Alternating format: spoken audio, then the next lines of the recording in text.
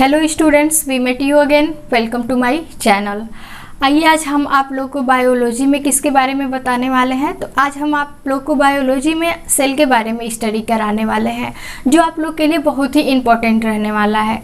ये जो सेल होती है ये हमारे हर एक किसी भी बोर्ड के एग्ज़ाम के लिए या फिर किसी भी वनडे एग्ज़ाम के लिए बहुत ही इम्पोर्टेंट रहने वाला है। तो आइए हम सेल के बारे में स्टडी करते हैं। आज का आपका टॉपिक है सेल। तो देखिए, सबसे पहले हम जानेंगे कि सेल क्या होता है। तो सेल जो होता है, सेल का सिंपली जो अर्थ होता है वो सेल का अर्थ होता है कोशिका। सेल को हम एक नॉर्मली लैंग्वेज में हम कोसा भी कहते हैं। तो सेल होता क्या है, सबसे पहले आज हम आप लोग को बताने वाले हैं। तो ये सेल जो होता है ये किसी भी लिविंग की मतलब कोई भी ऑर्गेनिज्म होता है, मतलब लिविंग ऑर्गेनिज्म होता है, लिविंग बीइंग होता है, तो उसकी जो सबसे स्मॉलेस्ट यूनिट होती है वो क्या होती है, सेल होती है। मतलब कोई भी जीवधारी जिस सबसे छोटी इकाई से मिलकर बना होता है, मतलब सबसे स्मॉलेस्ट यूनिट से मिलकर बना होता है, उसे हम क्या कहते हैं, सेल कहते हैं, कोशिका कहते हैं। तो कोशिका जो होती है ये कोशिका हमारे किसी भी मतलब जीवधारी की संरचनात्मक की क्या होती है, इकाई होती है। जैसे मान लीजिए कोई भी नॉन लिविंग हो गया, मतलब कोई भी सब्सटेंस हो गया, वो किससे मिलकर बना होता है, उसकी सबसे स्मॉलेस्ट यूनिट क्या होती है, तो एटम होती है, जिसे हम परमाणु कहते हैं। सेम उसी टाइप जो ये कोशिका होती है, एक कोशिका जो होती है ये सबसे माइक्रोस्कोपिक यूनिट होती है, मतलब एक सबसे छोटी इकाई होती है, जिसे हम क्या कहते हैं, सेल कहते हैं। कोई भी जीवधारी जो होता है वो इसी कोशिका के द्वारा उसके शरीर का क्या होता है, निर्माण होता है। तो आइए सबसे पहले हम कोशिका के बारे में समझते हैं। नेक्स्ट आपको बताएंगे वो सेल के कौन कौन से ऑर्गन्स होते हैं। तो देखिए, जो कोशिका होती है, तो कोशिका का सबसे पहले हम ये जानेंगे कि कोशिका का डिस्कवर किसने किया, मतलब कोशिका की खोज करने वाले साइंटिस्ट कौन थे। तो देखिए, कोशिका को सबसे पहले कौन से सन में जो कोशिका की खोज हुई वो 1665 में। कोशिका की खोज कब हुई, 1665 में। किसने किया था, तो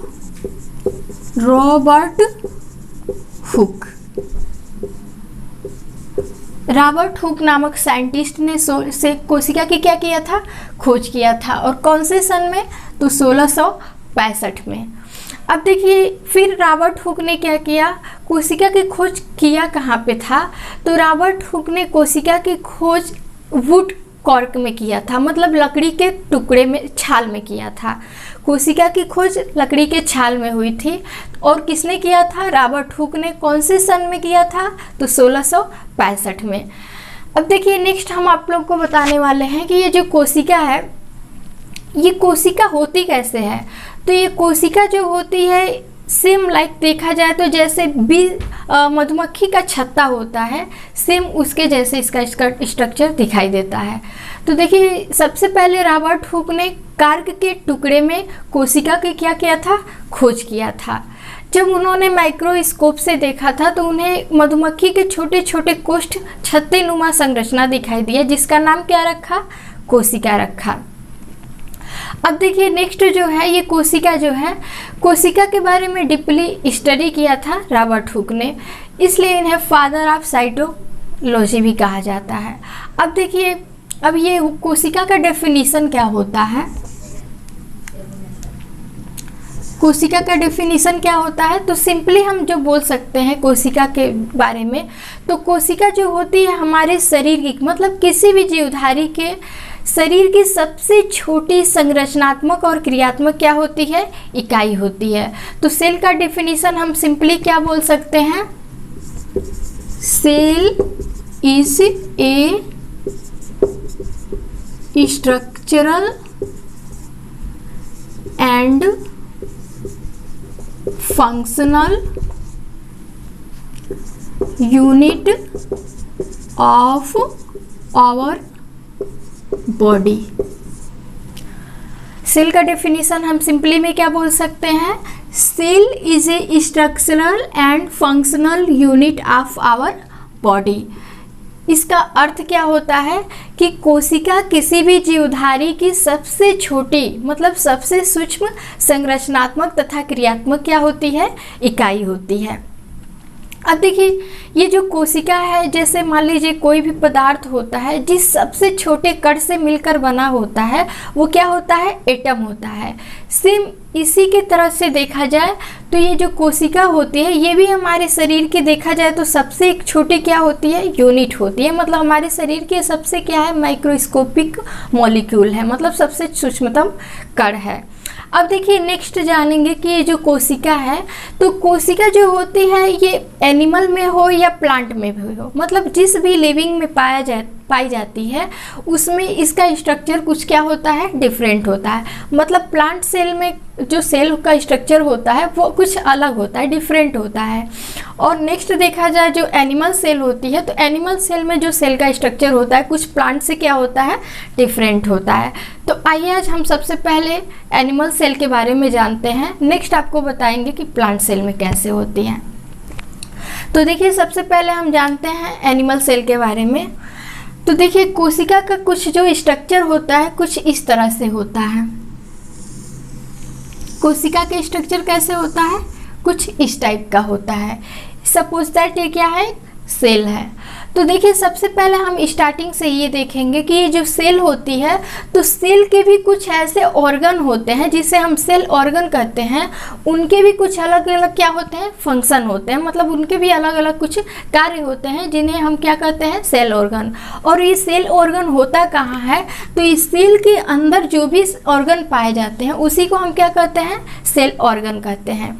तो देखिए सबसे पहले हम देखेंगे सेल का स्ट्रक्चर कैसे होता है। तो जस्ट लाइक हम देख सकते हैं ये क्या है, एनिमल सेल है।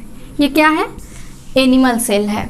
अब एनिमल सेल का जो स्ट्रक्चर होता है कुछ इस टाइप का होता है। तो सबसे पहले हम देखेंगे कि सेल जो होती है तो सेल के बाहर मतलब आउटर एक मेम्ब्रेन होता है। सेल के आउट में क्या होता है, एक मेम्ब्रेन होता है, मतलब पतली सी झिल्ली होती है जिसे हम क्या कहते हैं, सेल मेम्ब्रेन या फिर कोशिका झिल्ली।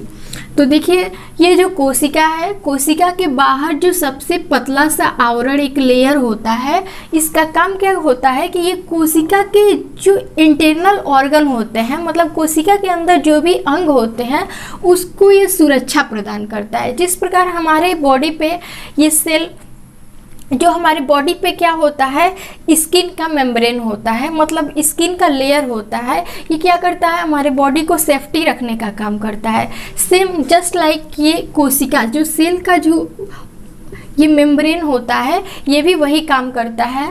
तो इसे हम क्या कहते हैं, मतलब कोशिका के चारों तरफ एक पतली आवरण होती है जो कोशिका को क्या करती है, सुरक्षा प्रदान करती है, जिसे हम क्या कहते हैं, सेल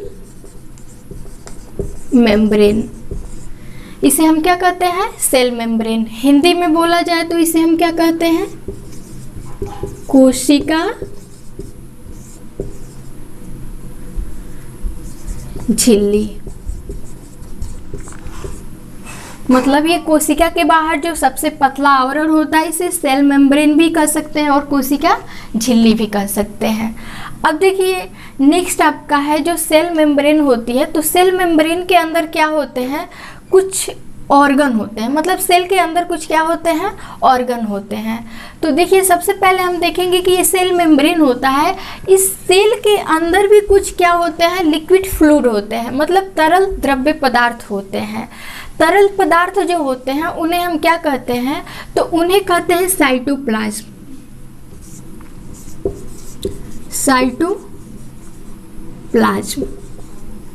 मतलब कोशिका के अंदर एक तरल लिक्विड पदार्थ होता है जिसे हम क्या कहते हैं, साइटोप्लाज्म। साइटोप्लाज्म को हिंदी में बोले तो कोशिका द्रव्य।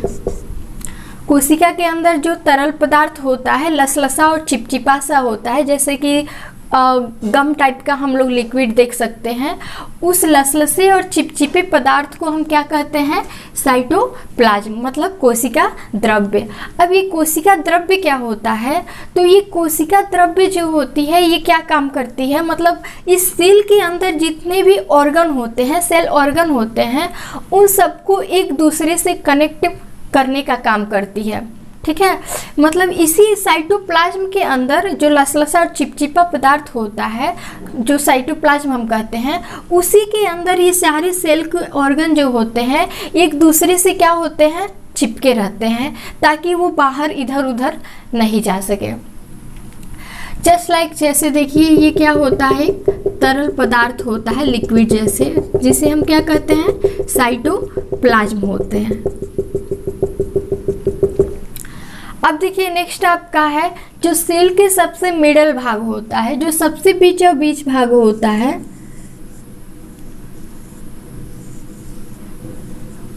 सेल के सबसे मिडल भाग में एक गोल सा स्ट्रक्चर दिखाई देता है, ठीक है।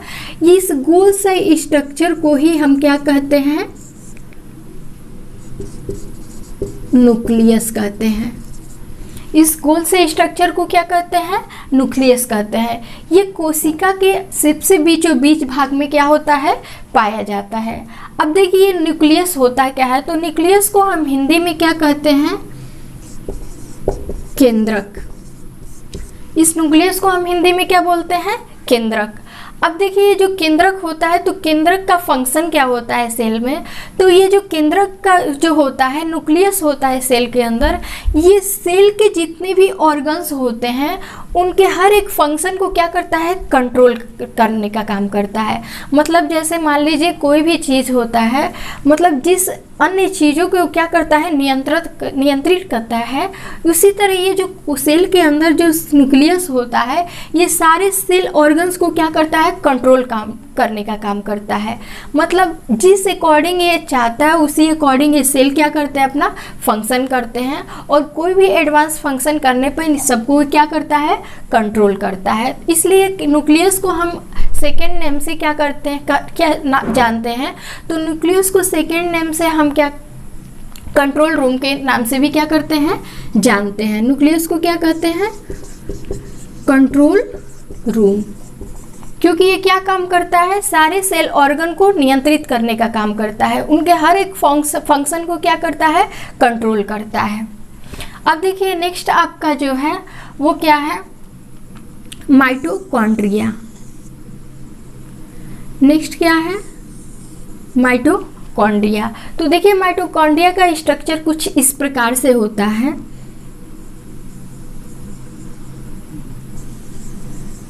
ऐसे।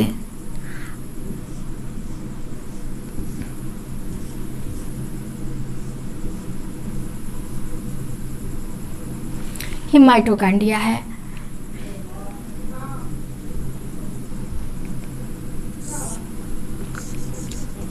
माइटोकॉन्ड्रिया, ठीक है। अब माइटोकॉन्ड्रिया जो होती है, ये माइटोकॉन्ड्रिया का फंक्शन क्या होता है, तो सिंपली हम देख सकते हैं कि जो माइटोकॉन्ड्रिया होती है इसे हम सेकेंड नेम से पावर हाउस के भी नाम से जानते हैं। क्या कहते हैं,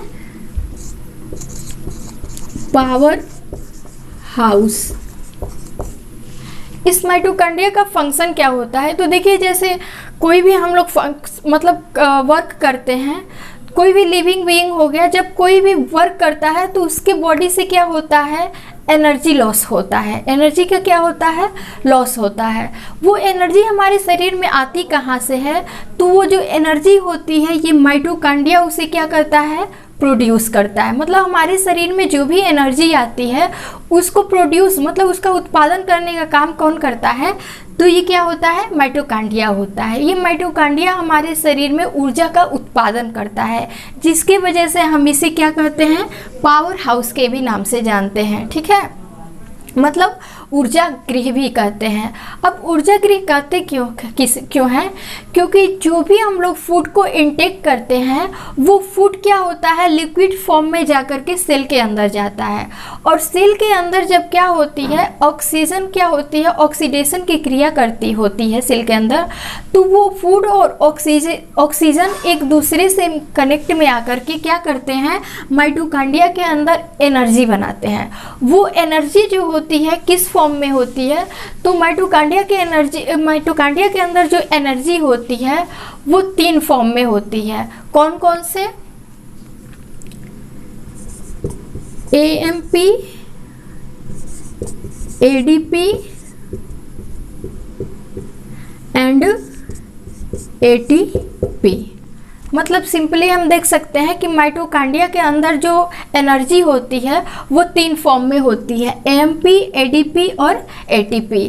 तो हम अभी माइटोकॉन्ड्रिया के अंदर मतलब इसके बारे में कुछ शॉर्ट में ही बताने वाले हैं। नेक्स्ट वीडियो जो होगा उसके बारे में हम आप लोग को इसके बारे में डिटेल्स बताएंगे।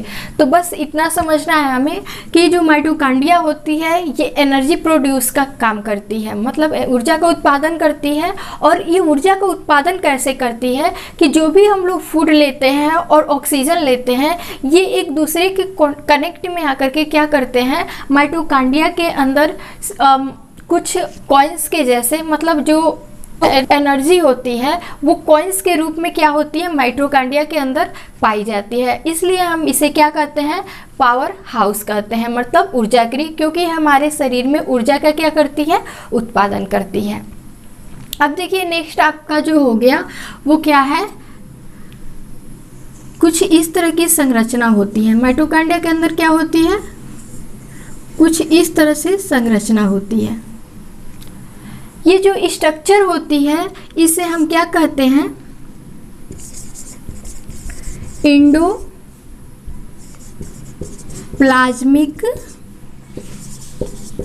रेटिकुलम।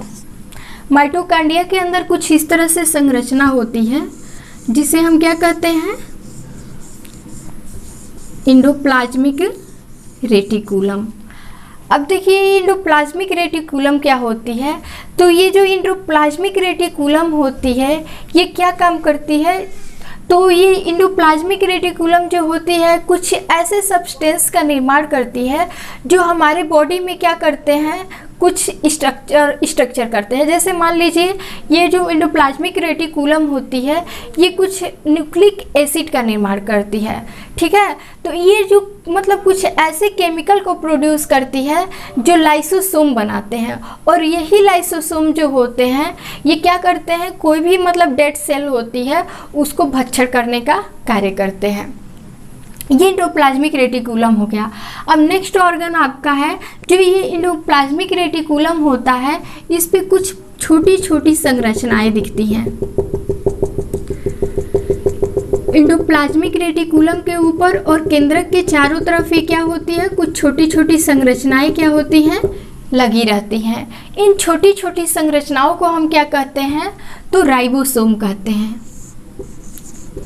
राइबोसोम, जिसे हम राइबोसोम मॉलिक्यूल कहते हैं। क्या कहते हैं, राइबोसोम मॉलिक्यूल्स। अब ये राइबोसोम के मॉलिक्यूल्स जो होते हैं, मतलब राइबोसोम के जो कण होते हैं, ये कण किसके, एंडोप्लाज्मिक रेटिकुलम के चारों तरफ छोटे छोटे कणों के रूप में क्या होते हैं, चिपके रहते हैं। अब देखिए राइबोसोम का फंक्शन क्या होता है, तो ये राइबोसोम जो होता है क्या करता है, हमारे शरीर में जो प्रोटीन होता है उसको सिंथेसिस करने का काम करता है। मतलब राइबोसोम जो होता है वो प्रोटीन सिंथेसिस करने का कार्य करता है, मतलब प्रोटीन का निर्माण करता है। और ये प्रोटीन जो होती है ये बहुत सारे अमीनो एसिड से मिलकर बनी होती है। मतलब स्टार्टिंग में क्या होता है, ये राइबोसोम अमीनो एसिड बनाता है, और ये अमीनो एसिड जो होती है वही प्रोटीन के फॉर्म में क्या हो जाती है, चेंज हो जाती है। अब देखिए नेक्स्ट आपका जो है वो क्या होता है, लाइसोसोम होता है। इसमें क्या होता है, लाइसोसोम। ये लाइसोसोम की कुछ स्ट्रक्चर इस तरह से होती है। लाइसोसोम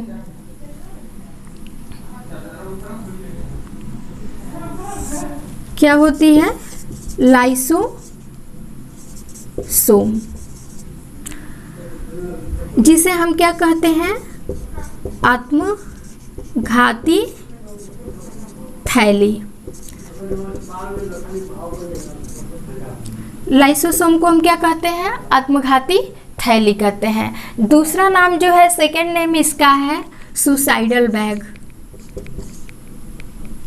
सुसाइडल बैग, लाइसोसोम को सेकेंड नाम से हम क्या जानते हैं, सुसाइडल बैग, मतलब आत्मघाती थैली। अब आत्मघाती थैली इसलिए कहा जाता है क्योंकि ये जो लाइसोसोम होती है क्या काम करती है कि हम लोग के शरीर में किसी भी रीजन से जो भी डेड सेल होती हैं, मतलब मरे हुए जितनी भी कोशिकाएं होती हैं, चाहे वो ब्लड की हो या फिर अन्य किसी भी मसल्स की हो, तो उन डेड सेल को ये क्या करती है, सफाया काम करने का काम करती है, मतलब उसको भक्षण करने का काम करती है। तो लाइसोसोम जो होती है वो मरे हुए कोशिकाओं को क्या करती है, भक्षण करने का काम करती है, इसलिए इसे क्या कहा जाता है, सुसाइडल बैग कहा जाता है। अब देखिए सुसाइडल बैग क्या होती है, तो सुसाइडल बैग इसलिए कहा जाता है क्योंकि ये क्या करती है, डेड सेल को भक्षण करती है। अब देखिए ये जो डेड सेल होती है, अगर कोई भी सेल के अंदर जो भी ऑर्गन होते हैं अगर वो अच्छे से फंक्शन नहीं करते हैं तो ये क्या कर लेती है, अपने आप को तोड़ लेती है। जो सुसाइडल मतलब जो लाइसोसोम होती है अपने आप को क्या कर लेती है, तोड़ लेती है, और तोड़ने के बाद से इसके अंदर जितने भी वास्ट या फिर मतलब टॉक्सिक एसिड होते हैं वो सारे सेल में क्या होते हैं, फैल जाते हैं, जिसके वजह से वो सारा सेल ही क्या हो जाता है, डेड हो जाता है। इसलिए इसे सुसाइडल बैग भी कहते हैं, मतलब आत्मघाती थैली कहते हैं। किसे कहते हैं, तो लाइसोसोम को। अब देखिए जो नेक्स्ट आपका है, तो नेक्स्ट आपका जो है ये सेंट्रोसोम बताए हैं। नेक्स्ट जो है ये क्या होता है, सेंट्रोसोम। सेल के अंदर क्या होता है, एक सेंट्रोसोम नामक स्ट्रक्चर होता है, उसका स्ट्रक्चर कुछ ऐसे होता है।